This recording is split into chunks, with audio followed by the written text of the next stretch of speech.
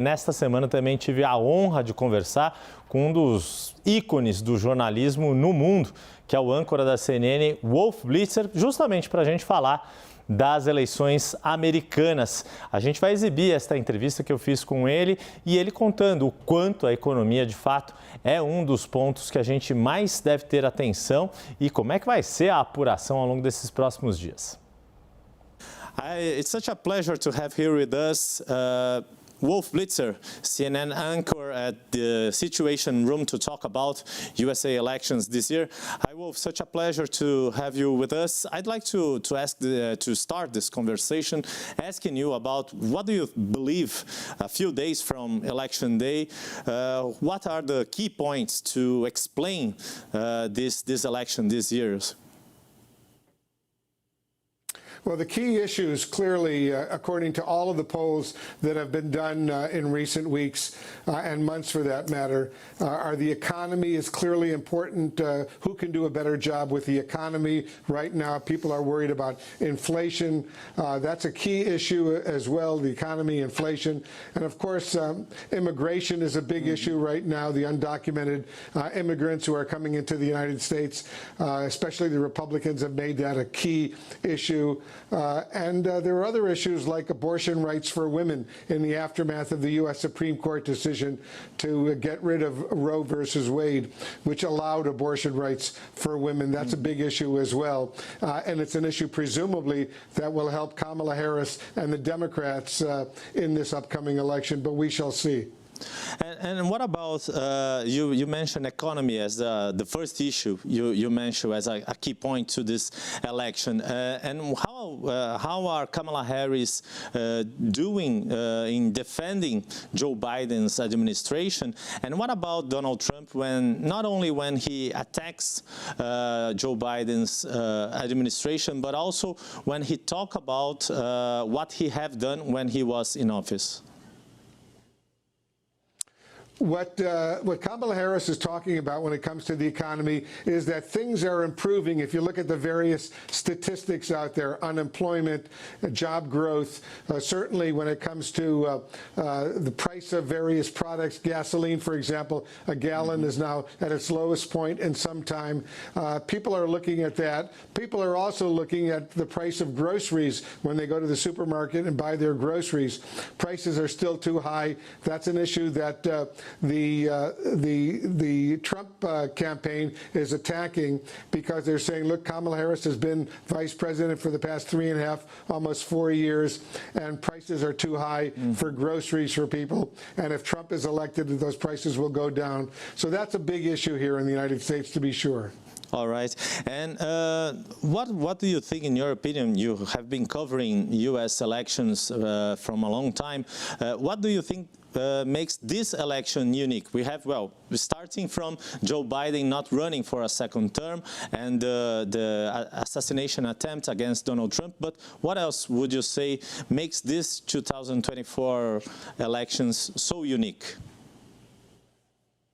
Well, I've been covering presidential elections, as you correctly point out, for some time, and the vitriol, the language, the attacks, the public attacks that we've been hearing are pretty extraordinary, and I think a lot stronger than I've seen in recent elections. And there's no doubt that the fact that the incumbent President Joe Biden decided not to seek re-election, although he was eligible to certainly seek re-election, that has been a huge factor. Usually the incumbent president, whether a Democrat or a Republican, seeks re-election. In this particular case, Biden, under pressure from a lot of his fellow Democrats, stepped down, and the vice president, Kamala Harris, is the Democratic nominee now. We'll see how she does. But her poll numbers clearly have been better than Biden's were when he was considered the Democratic presidential nominee. So that's an important factor to be sure as well. And as you also correctly point out, we've seen two,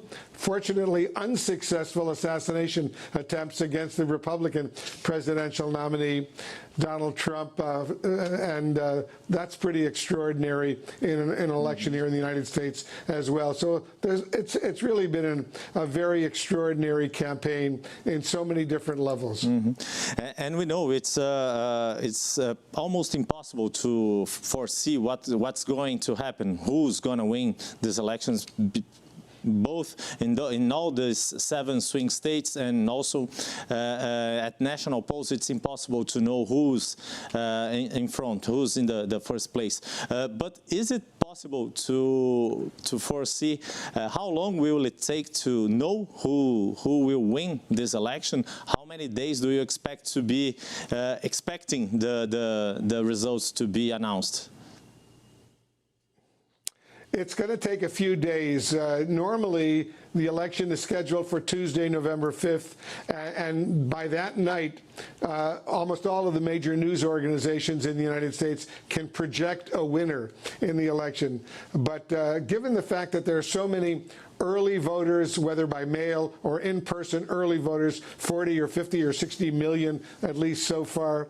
And a lot of those states, they don't start counting those votes, those ballots, until the morning of Election Day, November 5th. So it's going to take a while. The assumption that we have is that we probably won't be able to make a projection at least until the following Friday or Saturday, or maybe even longer, given how long it will take to count all these votes, all these ballots. So it's going to take a few days. It's not going to necessarily happen the night, election night, when all the polls officially close here in the United States. And just for finishing, concluding our talk here, what about democracy and all the concerns about American democracy? What do you think will be the day after the results are called?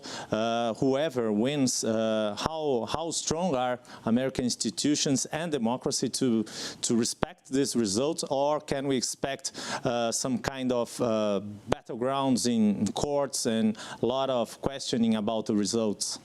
Well, I'm an optimist by nature, and I love our country, the United States of America, so I'm always optimistic that the results of the election, when we get the results from the key battleground states, whether Michigan, Wisconsin, Pennsylvania, when those results come in and we see that someone has achieved 270 or more electoral college votes. And remember, here in the United States, it's not the popular national vote that really matters, it's the electoral college. Who wins these states and gets the electoral college votes in those states based on the population of those states. So I'm hoping that once the results are in, once there's a projected winner by the major news organizations and others, that the various candidates will accept the results and there will be a peaceful transfer, either to a new president, or if Kamala Harris is elected, she'll be the vice president, but then she'll become the president on Inauguration Day, January 20th of next year. So I'm hoping that there will be a peaceful transfer. But I will say this, I was very confident there would be a peaceful transfer in 2020, but all of us remember what happened when there was the insurrection. It was ugly. I'm sure if Trump loses the Electoral College results that we get in the days following November 5th election, he and his team will start filing all sorts of legal battles, and we'll see what happens in the courts. But I'm fairly confident that the system will work here in the United States. Democracy is strong, and a new president will emerge, either Kamala Harris or Donald Trump. Wolf Blitzer, thank you so much for this conversation. It's a great pleasure to talk to you. All the best wishes for you and CNN folks at this coverage, and of course to your NFL team, Buffalo Bills. Wolf Blitzer is also a huge fan of Buffalo Bills. Thanks a lot. I thank you very much, and as we always say, go Bills, and I'm sure you understand that as well. I love my Buffalo Bills. I grew up in Buffalo, New York, so I have a strong attachment to that team. Thank you very much, and thanks to all my friends in Brazil. I love Brazil. I've been there a few times. You have a beautiful country, and you should all be very proud of Brazil. Thank you so much.